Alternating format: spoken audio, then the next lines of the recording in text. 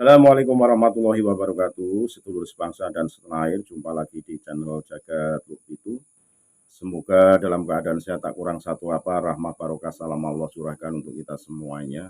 Salam sejahtera untuk sedulur-sedulur dimanapun Anda berada. Saya hadirkan Dr. Sugeng, yang mana beliau mengamini apa yang menjadi pernyataan Dr. Soleh terkait dengan pernyataan Dr. Soleh yang meyakini bahwa tanpa riset klan Pahlawi tidak tersambung sebagai dzurriyyah Rasulullah Shallallahu Alaihi Wasallam. Itu dibenarkan oleh Dr. Sugeng karena yang harus menyajikan riset mereka lah yang mengaku-ngaku sebagai dzurriyyah Rasulullah Shallallahu Alaihi Wasallam.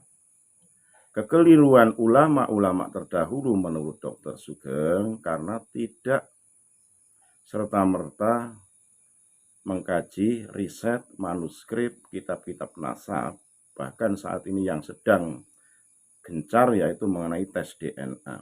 Itu menjadi dasar husnudon ulama terdahulu mengakui bahwa para habaib di Indonesia itu sebagai dzurriyyah Rasulullah Shallallahu Alaihi Wasallam.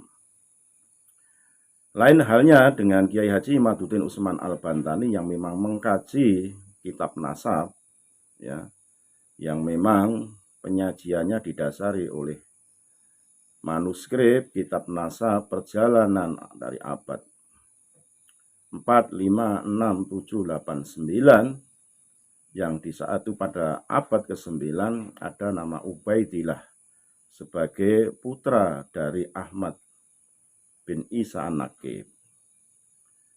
Ini berkembang lewat media sosial dan lewat kajian-kajian, debat-debat, diskusi. Pro dan kontra menjadi konsumsi publik saat ini, sehingga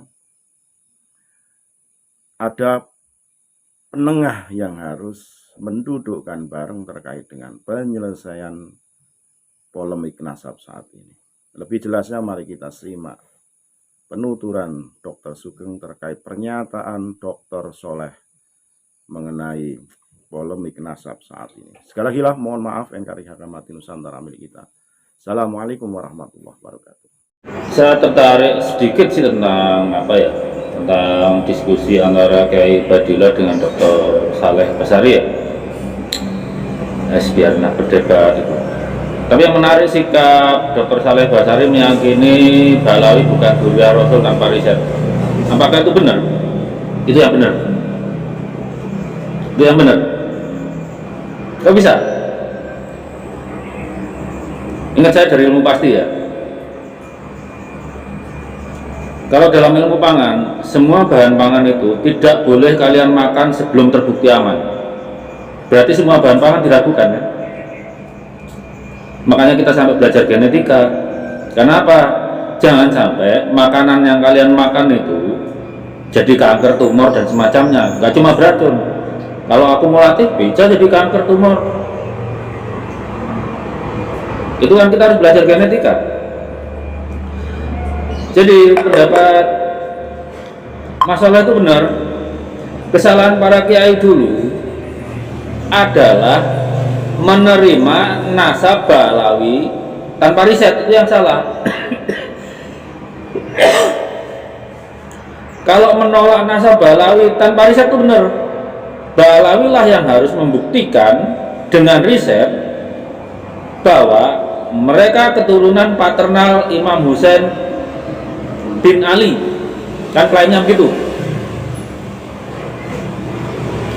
Kalau buktinya dengan buku nasab, itu harus masuk kajian ilmu sejarah dengan metodologi ilmu sejarah, harus bisa dibuktikan. Bukti-bukti itu saling mengkonfirmasi.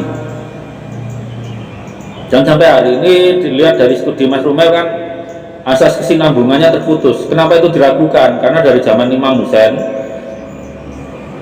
sampai kapan ya terakhir alias Sakron ya, atau nggak tahu lah ya kemarin Mas Rumel, itu kan nggak ada dukcapil. itu akhirnya jadi tidak apa terpaksa masuk ke ilmu sejarah. Itu harus diteliti kebenaran semua catatan itu benar atau enggak. Dan karena ini klaimnya adalah keturunan Imam Husain, ingat keturunan berarti biologis, ya kan? Dan kebetulan klaimnya adalah jalur paternal, di mana pembuktiannya sangat mudah. Pembuktiannya sangat mudah. Itu pembuktiannya adalah mengumpulkan seluruh keturunan Imam Husain. Kalau jarak genetiknya membuktikan mereka berjarak 1400 tahun yang lalu, itu bisa diterima. Tapi kalau salah satu dibanding yang lain kakek bersamanya misalnya 10.000 tahun yang lalu, salah satu atau dua-duanya harus ditolak. Jadi pendapat Dr. Saleh Basari bahwa dia meyakini Balawi bukan Dzurriyyah Rasul tanpa riset itu benar. Balawilah yang harus meruntuhkan keyakinannya masalah itu. Kalau saya 2019 tidak yakin, ya cuma tayain aja apa mereka Dzurriyyah Rasul, nggak ada buktinya, iya aja lah, apa ruginya gitu. Sampai beberapa Balawi jadi kurang ajar itu akhirnya wah ini udah nggak bener, akhirnya kan pakai pencarian.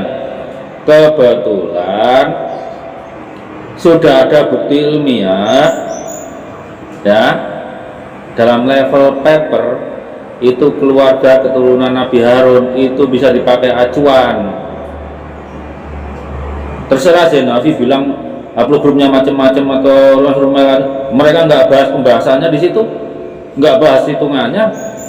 Orang yang terbukti punya kakek bersama dalam kurun waktu kurang dari 6.000 tahun itu cuma dari haplogrup JP58, J2 gagal, J2 itu dari 2 kakek. Haplogrup R itu 11.800 tahun yang lalu, berarti nggak memenuhi syarat sebagai Bani Ibrahim. J2 juga memenuhi syarat sebagai Bani Ibrahim. Itu dari penelitiannya Profesor Michael Hammer yang kemudian dikoreksi cuma dalam masalah perhitungannya oleh Anatol Kyoso. Itu dipakai, itu udah jadi paper. Jadi kalau Balawi mau meyakinkan misalnya Dr. Soleh bahwa dia keturunan Nabi Ibrahim, dia harus membantah minimal 3 paper itu. Dr. Thomas, Dr. Hammer, Dr. Kyoso tadi. Itu caranya. Jadi tidak dosa kalian itu semua. Misalnya ada Sayyid asli datang sini, bilang aku durian Nabi loh. Kalian menolak itu nggak dosa. Karena itu untuk menjaga kesucian keluarga Alawiyyin. Itu saya suruh buktikan. Buktikan secara historis dan buktikan secara biologis. Jadi yang benar itu, semua nasab, pengakuan nasab, mau pakai buku nasab sekalipun, harus kita ragukan sampai dia terbukti benar.